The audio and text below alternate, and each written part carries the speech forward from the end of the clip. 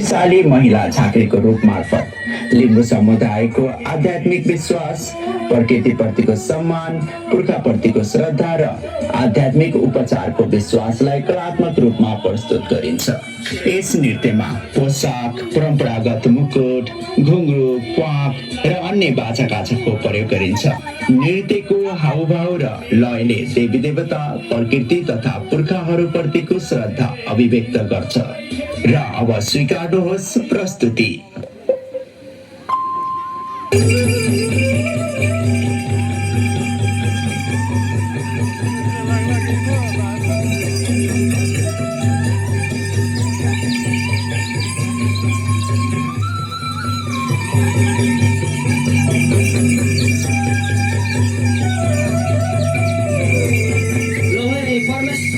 हामी अजन्तालाई मनुष्यले मान्छे गरी ल्याएको सज्जन गरेर ल्याउँ है। हामी त केही पनि जान्दैनौँ है परमेश्वरी।